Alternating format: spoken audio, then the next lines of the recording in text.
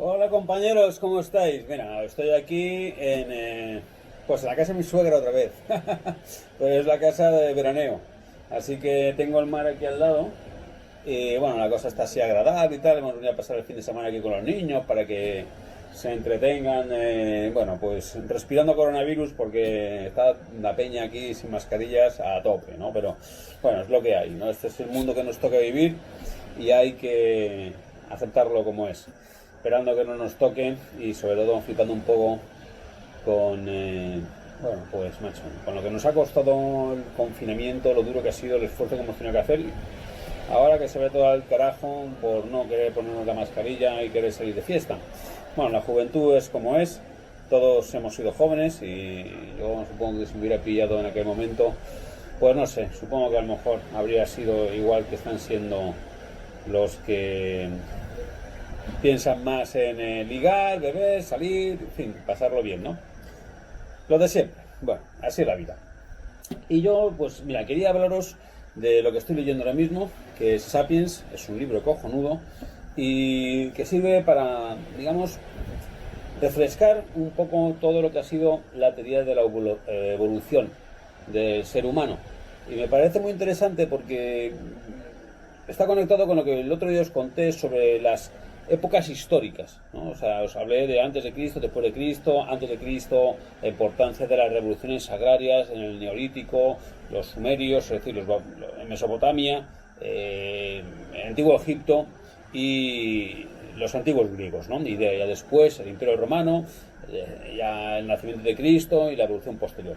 Bien, pero el libro está muy bien porque se centra en el momento en el cual surge la figura del ser humano. Y esto es alrededor de unos 2 millones o 2 millones y medio, hace 2 millones y medio de años, en África Oriental.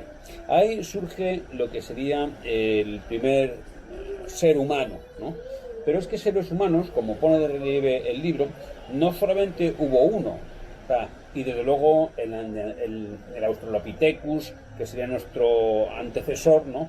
Después el Neandertal, el Cromañón, el Homo sapiens, el Homo erectus, no serían, digamos, eslabones en una cadena, ¿no? Que nos van precediendo, sino que son especies distintas, o familias diferentes, no, especies distintas dentro de una misma familia, ¿no? La familia es el Homo, es decir, es el ser humano, y son especies diferentes en el sentido de que son muy distintas unas de otras, pero coexisten. Y entonces es sumamente interesante porque pone de relieve cómo durante esos 2 millones y medio de años, hasta hace relativamente poco, que son 50.000 años, ¿no? El ser humano era prácticamente pues bueno, un elemento que se encontraba hacia la mitad de la cadena alimentaria. No es como ahora que somos el top, ¿no? El tope del tope, y además solamente queda una especie de ser humano, ¿no? Que es el Homo sapiens, ¿no? Y entonces nosotros dominamos la Tierra y prácticamente pretendemos dominar la naturaleza.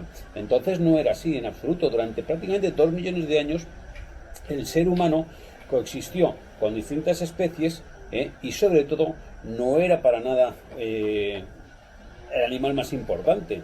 Es decir, era un animal, un pringadete, ¿no? Débil, ¿no? Que intentaba sobrevivir como podía, alimentándose ni siquiera de la carroña, ¿no? Porque la carroña se la comían las hienas y otros animales más fuertes. Que el ser humano, que se caracteriza por la capacidad de hacer utensilios, en lo que se especializa es en comer la médula espinal de los animales, porque es lo último que queda. Es decir, cuando, por ejemplo, en la sabana africana, un león se abate una jirafa, después de comerse la carne buena, llegan las hienas y los buitres y dejan todo pelado. ¿Y qué le queda al ser humano? Pues llega corriendo con miedo, y se come lo último que queda, que es la médula espinal, el tuétano de los huesos. Y por eso los primeros utensilios que fabrica son aquellos que permiten romper los huesos para comer.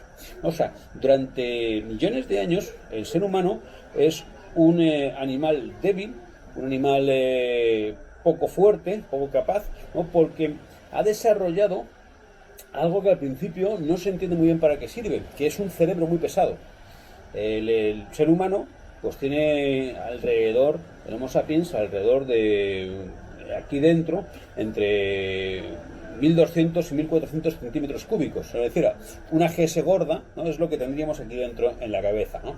Mientras que los otros animales, incluso nuestros parientes más cercanos, que son los simios, andan como mucho en 600 centímetros cúbicos, ¿no? Bueno, pues el ser humano desarrolló una cabeza, un cerebro muy grande.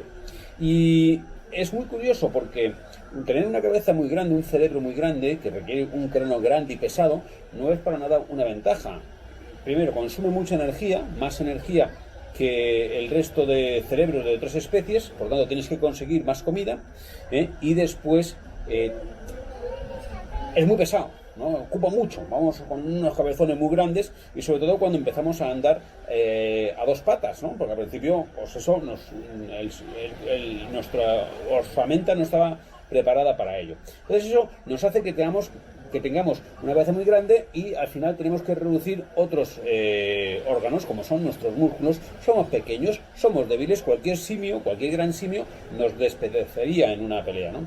Sin embargo, nosotros, por una razón que todavía no está muy clara de la evolución, pues ahí aparecemos con cabezas muy grandes, cerebros potentes, pero todavía no somos capaces de desarrollarlos, ¿no? Y estamos simplemente en la mitad de la cadena trófica.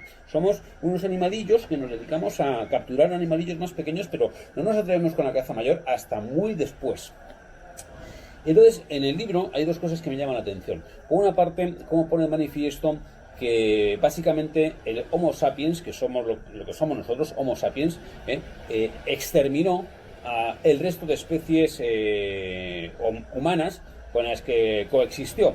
Los neandertales, los el hombre de Flores, en una isla de Indonesia, el Homo erectus, que vivía en Asia, en Oriente, pues durante un periodo de tiempo coexistió con ellos y después los exterminó, los aniquiló, los sustituyó por completo, porque según estudios del ADN de los neandertales, como mucho hay un 6%, es decir, de algún modo dejaron un poco de ADN en nosotros, pero sin embargo no hubo una mezcla al 50%, no, los exterminamos, ¿no? Eso es curioso porque ahora que se habla tanto de las víctimas del pasado en esos momentos, bueno, nosotros somos fruto de enormes genocidios, o sea, exterminamos al resto de seres humanos, porque eran seres humanos. Después, otra de las cosas que es llamativa es que nuestro cerebro se pudo desarrollar tanto porque aprendimos a utilizar el fuego. Y a partir del momento en que aprendimos a utilizar el fuego, aprendimos a cocinar. Y cuando aprendimos a cocinar nos permitió digerir más rápido la comida. Es decir, si nosotros comiéramos arroz o comiéramos trigo, como cualquier herbívoro, tardaríamos horas en digerirlo. Sin embargo, si lo cocinamos, tardamos mucho menos tiempo en digerirlo. Y eso nos permitió tener intestinos más cortos. Y como dice el libro, que está muy bien, es muy gráfico, o se pueden tener cerebros grandes o intestinos largos. Las dos cosas no se pueden tener, ¿no? Entonces, el hecho de poder acortar nuestros intestinos permitió que desarrolláramos más el cerebro. Pero lo curioso es que alrededor de 150.000 años, hace 150.000 años, el Homo sapiens no conseguía desbancar al neandertal, por ejemplo, ¿no? El neandertal era más corpulento, era más fuerte y se podía resistir al Homo sapiens. Sin embargo, alrededor de hace 50.000 años es cuando se produce un cambio que hace que el Homo sapiens sea el que domina. Y ese cambio es de carácter verbal, es el lenguaje. Y pone un ejemplo muy claro. Es decir, hay muchos animales que han conseguido desarrollar capacidades verbales en el sentido de vocablos muy básicos, ¿no? Por ejemplo, viene un águila o viene un león, ¿no? Entonces eso se ha conseguido que los simios se les graba y se les pone eso, y entonces ellos, si dicen es el vocablo de viene un águila, miran hacia arriba, y si viene un león, se suben un árbol, ¿no? Ya te veo, hija. No puedo ir, estoy aquí ahora hablando ahora con mis amigos. Ahora voy. Ahora voy, hija. Entonces, bueno, ya para terminar con esto. La diferencia esencial en cuanto a nuestro lenguaje es que nosotros hemos conseguido, alrededor de hace 40.000 años, empezar a hablar de lo que no existe. Y esto ha sido un cambio revolucionario. Olivia, ya te estoy viendo. Bájate de ahí no estás bien.